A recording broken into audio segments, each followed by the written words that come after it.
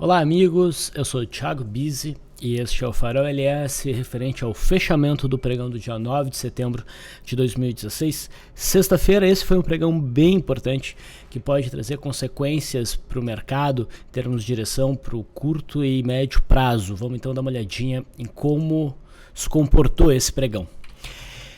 Bom, de cara a gente vê uma barra de queda bem significativa. A gente teve uma queda de 3,71% no índice. Essa foi a maior queda, pelo que eu vi aqui, desde janeiro, quando a gente teve uma queda, na verdade desde fevereiro, quando a gente teve uma queda de 4,87% no dia 2 de fevereiro. Né? E esse é um movimento que pode mudar o mercado no curto e médio prazo, como eu falei. Né? Essa barra ela ainda não muda a tendência do mercado, que é uma tendência de alta. Né? A gente ainda apresenta topos e fundos ascendentes, mas o que a gente está vislumbrando aqui é uma barra que a gente chama de barra de ignição. Muitas vezes a gente chama de barra elefante, que é uma barra que sozinha é capaz de mudar a direção do mercado por um bom tempo. Né? E a principal característica dela é ser uma barra muito grande, né? E com muito volume. Nós temos aqui uma barra grande, bastante volume, né? Um volume acima da média, e que sozinha consegue romper várias mínimas, ou no caso oposto, né, várias máximas de uma vez só. Né? E muitas vezes ela vem de forma abrupta, ela não está inserida dentro de um movimento, ela pega meio que o mercado de surpresa. Tá? E foi de surpresa, tá? Porque o mercado está numa tendência de alta, né? E há pouco tempo, no pregão da sexta-feira passada, né, a gente teve uma barra forte, né, uma barra que parecia ter resolvido um cenário meio bagunçado, né, do mês de agosto. Né, em termos de direção, o mercado não estava conseguindo definir uma direção por mais do que um pregão e meio, vamos colocar assim. Tá? A barra da sexta-feira passada ela conseguiu romper um zigue-zague ascendente depois de um processo de contração. Tá? Então tivemos aí um pivô de alta, né? Conseguiu romper a máxima do ano, tirou o mercado de uma situação meio lateral e indicou para nós que a média de 21 períodos de fato tinha segurado o mercado e que o antigo topo lá de 2015 por volta dos 58 mil pontos tinha servido, uma vez rompido, tinha servido como suporte. Então assim, tecnicamente, quando eu digo tecnicamente, eu me refiro a todos os indícios que o gráfico traz, sem conjecturas de sentimento, de feeling, né? O mercado sinalizou alta, né? E a gente teve uma alta aqui por 3 pregões depois daquela barra da sexta-feira, né? E hoje a gente teve hoje não, né? Porque eu estou gravando isso aqui no sábado. Isso aqui foi sexta-feira. O mercado foi na direção oposta. Tá? Mas assim, o mercado realmente sinalizou um movimento de alta. O índice realmente tem tido bastante dificuldade em conseguir avançar muito além das suas barras mais fortes direcionais, como essa para cima. A gente teve 3 candles, o mercado veio ao contrário. Essa barra mais forte para baixo, o mercado veio 3, 4 candles e inverteu. Nessa barra mais forte, o mercado veio 4 candles e inverteu. Né? Nessa barra aqui 4 candles inverteu, nessa barra aqui uns 3, 4 candles inverteu. Então o mercado tem tido dificuldade de manter por muito tempo uma direção, e especificamente no índice a gente não tem ganhado amplitude nesses movimentos. Né? Eu acho que dessa vez vai ser diferente, eu só acho. Tá? Mas o fato do mercado, do índice em si, tá? Do índice em si não estar facilitando muito aqui para nós, tá? Não ter fluído muito, boas operações surgiram, a gente não fica preso ao índice. Nessa parte aqui, nessa parte aberta do farol, eu falo basicamente dos índices, né? Mas a gente tem e tivemos vários papéis nesse período que conseguiram mostrar bons movimentos. Tá? Bom,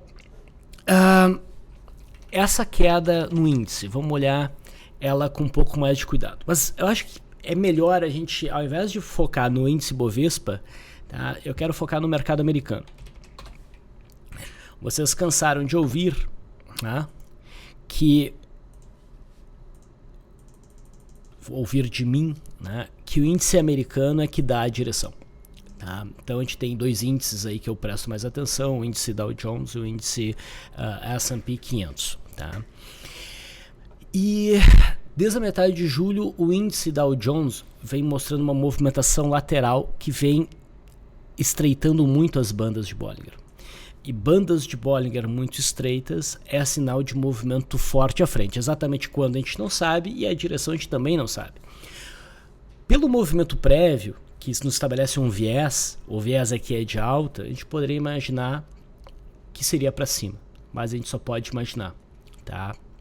O meu sentimento, o meu feeling para o mercado era de queda. Tá? Então existe uma diferença entre aqui o gráfico está te sugerindo e o que o teu feeling diz. É complicado seguir teu feeling porque é difícil separar o teu feeling de uma torcida.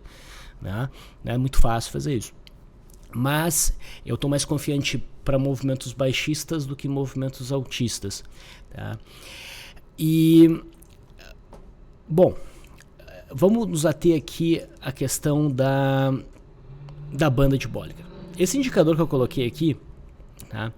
Ele mede a amplitude da banda de Bollinger. Quanto mais para cima o indicador, mais aberta ela está. Quanto mais para baixo, mais estreita está a banda de Bollinger. E eu estou afirmando para vocês que quando a banda de Bollinger ficar muito estreita, a gente tem um movimento forte à frente. Então eu vou afastar o gráfico. Tá?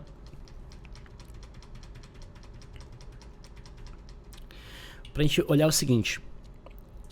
Às vezes que no passado, talvez seja uma boa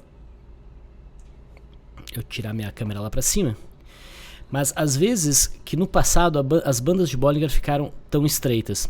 Reparem que nós temos este momento aqui, tá? E olha lá onde é que está meu cursor, lá em cima do preço. O que a gente teve logo em seguida? Uma queda intensa. Tá? Depois, aqui, lá em 2013, as bandas estão bem estreitas, certo? O que a gente teve logo depois? Um movimento de queda intenso. Estão reparando? E esses foram os maiores estreitamentos. Se a gente pegar alguns patamares de estreitamento não tão grandes, mas grandes, a gente também vai perceber, né, que logo depois a gente teve movimentos intensos, como por exemplo aqui, foi um movimento de queda e depois o mercado subiu forte, naquela questão do Brexit. Enfim, é um estudo que vale a pena vocês olharem. Aqui, por exemplo, o mercado está com as bandas estreitas. Eu sei que as bandas de Bollinger não estão aparecendo lá em cima, confiem no indicador. Então, um pouco antes desse indicador virar, significa que a gente estava no máximo do estreitamento. O mercado abriu as bandas no movimento de queda. Na maior parte das vezes, olhando aqui pelo gráfico do índice Dow Jones, esse estreitamento precedeu movimentos fortes de queda.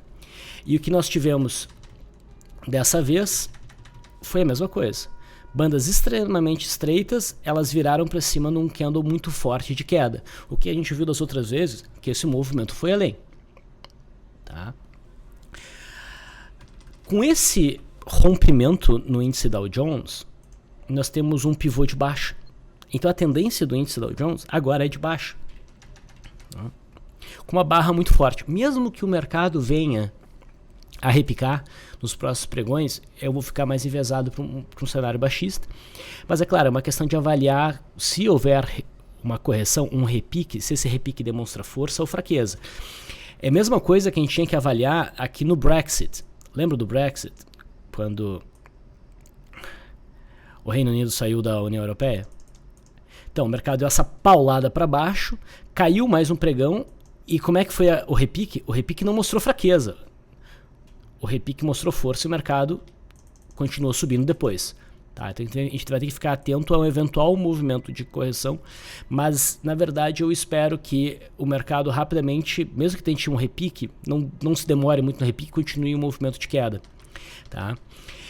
E um movimento como esse pode ser entendido como um rompimento falso de máxima histórica, de topo histórico. E eu sempre afirmo para vocês que rompimentos falsos detonam fortes movimentos na direção oposta. Tá? Então esse aqui pode ser um dos casos. Agora eu quero que vocês olhem comigo o gráfico do S&P 500, o futuro do S&P 500. Porque o estreitamento do S&P 500 foi bem mais intenso. Tá? Olha como foi estreito aqui. E olha também o tamanho dessa barra. Né? Essa barra é muito forte. Né? Só não foi mais forte do que a barra do Brexit. E quantas vezes a gente vê barras dessa amplitude? São raríssimas vezes. Tu vai ver isso 2 vezes no ano, 3 vezes no ano. Não é algo muito comum. Então o pregão que a gente teve na sexta-feira foi realmente um pregão bem atípico. Tá? Bom, vamos olhar o mesmo indicador do estreitamento das bandas de Bollinger. Vamos afastar o gráfico para a gente ver bastante histórico. E o que vocês vão reparar é que, ó, eu vou afastar tudo. Esse é o máximo de histórico que eu tenho nesse gráfico, tá? Que é o futuro do S&P 500. Tu repara que em nenhum momento no passado o estreitamento foi tão forte quanto agora, tá vendo? Mas se a gente pegar esse patamar acima aqui, tá? A gente vai ver o seguinte, ó. Forte estreitamento, pancada para baixo, tá? Forte estreitamento, o mercado aqui não foi uma pancada, mas foi para baixo. Depois, forte estreitamento, o mercado foi para baixo. Depois, forte estreitamento, o mercado foi para baixo. Tá? Aqui, forte estreitamento, o mercado foi um pouquinho para baixo, não sustentou, daí fez um movimento forte para cima. Tá? Enfim, deem uma olhada desse indicador. Geralmente, quando as bandas de Bollinger chegam nesse nível, a gente tem um movimento forte, e em tese, em teoria, a gente não pode dizer para que lado o mercado vai, mas olhando aqui o histórico recente do índice Dow Jones e do S&P 500, né, esses movimentos têm sido para baixo, né, e eles têm ganhado amplitude além de um candle. Tá? Então isso me faz imaginar que o mercado vai além deste candle aqui. Então a gente tem uma barra elefante, uma barra de ignição baixista, ela é grande, talvez o mercado faça um gift aí, ou seja, um respiro para depois talvez voltar a cair. Mas a minha aposta, mais convicta do que qualquer outro movimento no último mês e meio, é de que o mercado provavelmente vai manter esse movimento de queda. Tá? Claro, a gente pode errar e por isso tem que estar ciente do risco de fazer um manejo de risco para as operações, ok? Mas o mercado deve seguir em queda, tá? E a gente está num momento do ano em que favorece movimentos corretivos, assim como o final do ano, ali novembro e dezembro, geralmente favorece movimentos altistas nos mercados de bolsa. Tá? É claro que não é o cenário mais confortável do mundo, tá? Porque é uma barra que ficou meio grande e ela, de uma vez só, ela já vem testar essa zona aqui que em tese oferece suporte, né? Mas se o mercado der continuidade ao movimento de queda, se o mercado entender que esse patamar aqui não vai segurar, essa correção deve ganhar amplitude. Tá? Por isso que eu estou dizendo que pode mudar o mercado no curto e no médio prazo, porque eu vislumbrei a possibilidade de um movimento corretivo mais longo. Tá? Então, o mercado americano deu essa sinalização. Olha que foi um movimento de queda. Isso não é nem um pouco normal. Tá? Um movimento tão direcional assim. É claro que olhando esse gráfico e onde o mercado bateu, é plenamente factível que ocorra aí um cenário de repique. Mas, havendo um repique, talvez dê até para... em teoria, aproveitar algum movimento de alta, mas eu ficaria muito atento na finalização desse processo de repique para montar posições vendidas. Tá? Então o mercado americano está dando um sinal forte de queda. E o índice Bovespa não tem um cenário de pivô. O mercado americano já pivoteou para baixo. O nosso mercado ainda não, a gente tem ainda topos e fundos ascendentes. Então, é um cenário que eu considero mais complicado de operar neste gráfico aqui, que é o gráfico do índice Bovespa. Logo abaixo a gente tem aquele suporte dos 57 mil pontos, 57.700, né?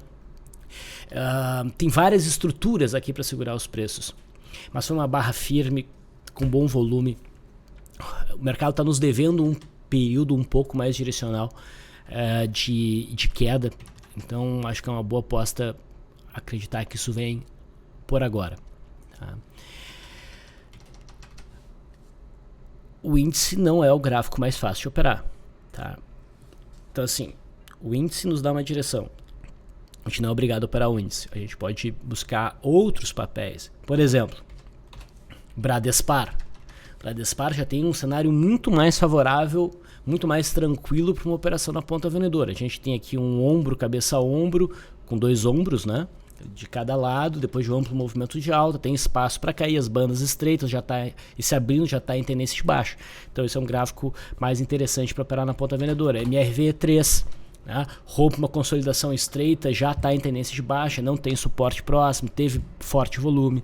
Uma Itaúsa da vida. Então existem outros gráficos mais fáceis de operar. O índice Bovespa, na minha opinião, está um pouco mais difícil porque a gente tem vários obstáculos, tá, ao movimento de queda. Mas isso aqui é uma barra de ignição, tá? Barra de ignição baixista. A perda da mínima detonaria um movimento de queda, mas é um cenário um pouco mais complicado, tá? Bom, se o mercado rompe esse fundo aqui, pessoal, eu veria suporte no índice Bovespa por volta dos 56 mil pontos. Tá? Um suporte intermediário e o suporte mais forte eu veria por volta dos 54.500 pontos, que é o topo anterior primário que foi rompido. Então seria natural a gente ver o mercado testando esta região aqui. Olhando no gráfico semanal, tá? Fica fácil entender esses 54.000, 54.500. Tá? É o topo anterior do semanal.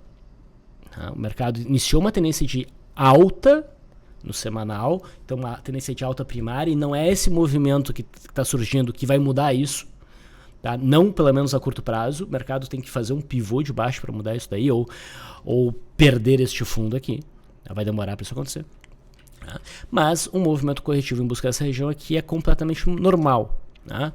Então o mercado fez na semana aqui do dia 22 uma semana baixista, não perdeu a mínima, fez um candle de alta e agora novamente uma semana baixista.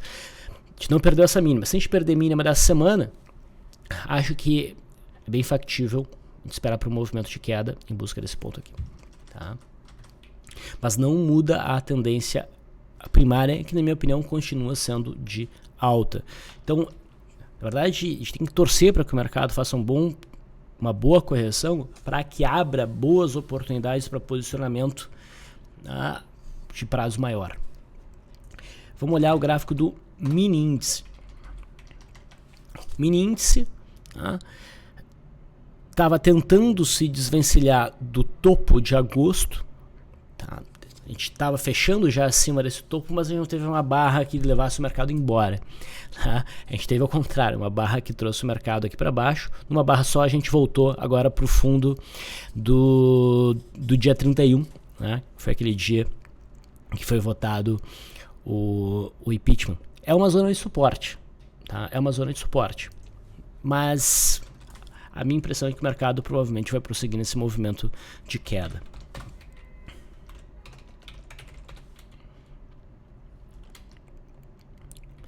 Vamos pegar o gráfico intradiário do índice. Então, esse foi o movimento intradiário. Isso aqui é um pregão muito atípico. Essa amplitude de movimentação, praticamente em linha reta, não é usual. E o mercado fechou em cima do suporte. Tá? O cenário ideal aqui, para tentar embarcar numa operação de venda, gap de alta, seguido por rompimento de linha d'água, ou seja, rompimento do fechamento de sexta-feira, para baixo. Esse seria o melhor cenário. Se o mercado abrir em queda, né, me deixa receoso com vendas de imediato. É natural se o mercado abrir em gap de baixa, ele tentar um repique para daí na frustração fazer um movimento de queda. Tá? Não é muito normal com essa amplitude de movimento o mercado já abrir em gap de baixa e seguir em queda por bastante tempo. Tá?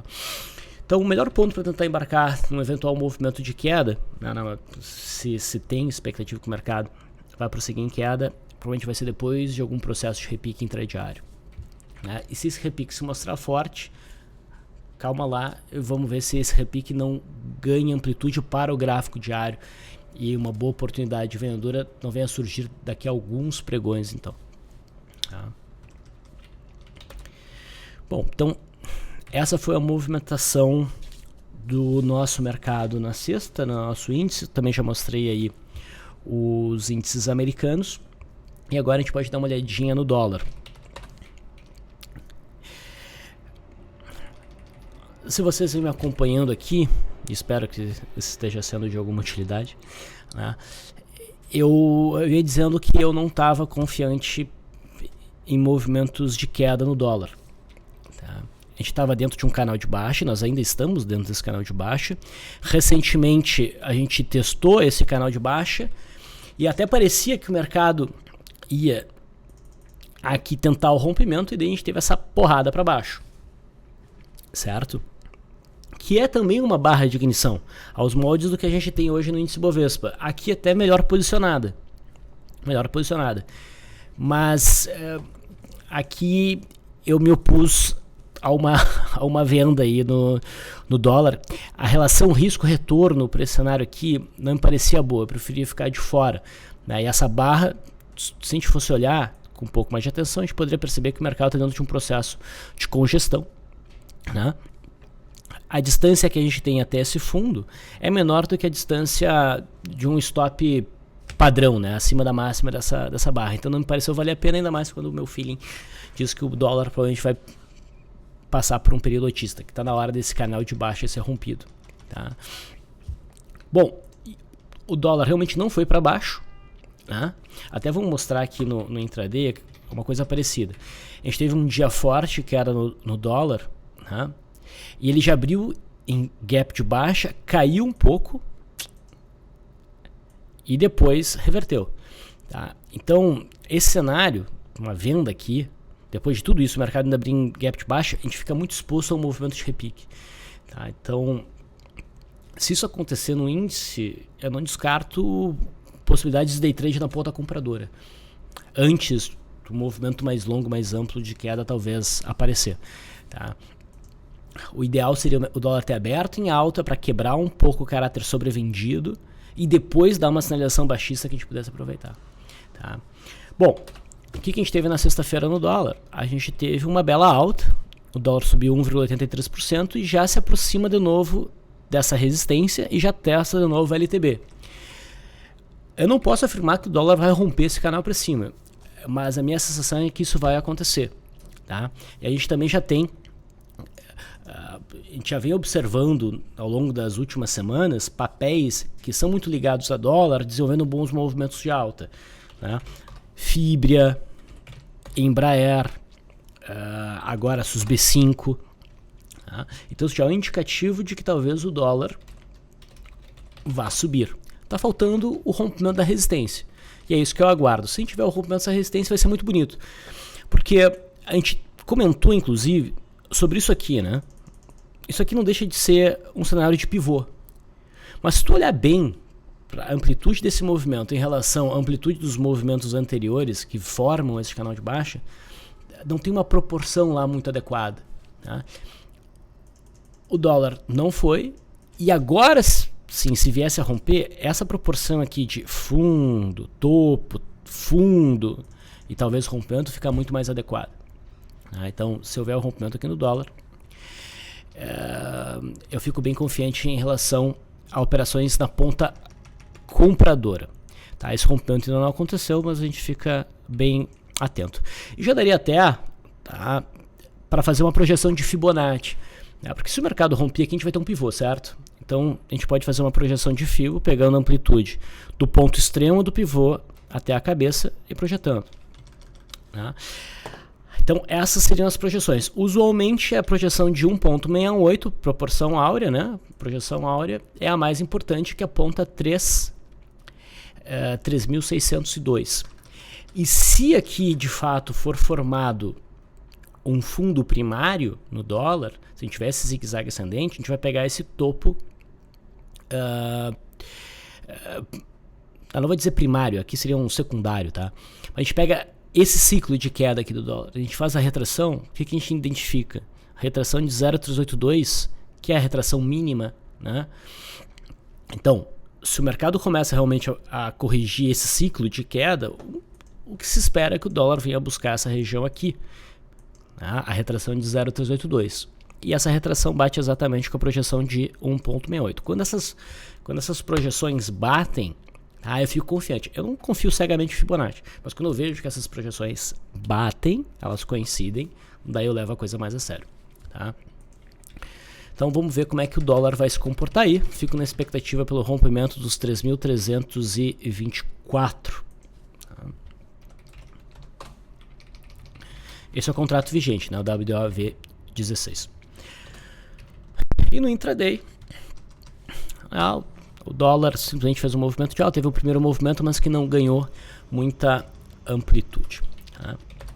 Em relação ao juro, o DI1F 19, a gente viu um fechou fora, fechou dentro no último pregão, tava com uma cara realmente repique, e tivemos, né, um repique forte hoje no juro, que veio bater agora no fundo de agosto, que é resistência, mas é uma barra de ignição. Se o mercado superar essa máxima, boa possibilidade do mercado buscar essa LTB. Mas não está bem posicionado, essa barra de ignição está travada por uma resistência pela média contrária, né, o tipo de cenário que eu gosto de operar. Agora, se a gente for olhar o próximo contrato, o DI1F25, isso aqui tá bem bonito para uma compra. Tá? Eu não sou de operar juro, mas se eu visualizar uma ação fazendo esse movimento, tá? O mercado teve uma queda mais acentuada, mudou o padrão, a aceleração do movimento, o movimento foi desacelerando, fez um primeiro movimento, daí tivemos aqui uma correção e agora o mercado inicia um novo movimento com gap e bom volume. Para ficar melhor que isso, só se o volume desse movimento corretivo aqui fosse visivelmente mais baixo que os volumes de alta. Daí seria uma compra fantástica. Mas está parecendo que o juro, principalmente esse contrato mais longo, né, que é mais sensível, né, pode fazer um movimento mais intenso de alta. Bom, pessoal, eu encerro por aqui.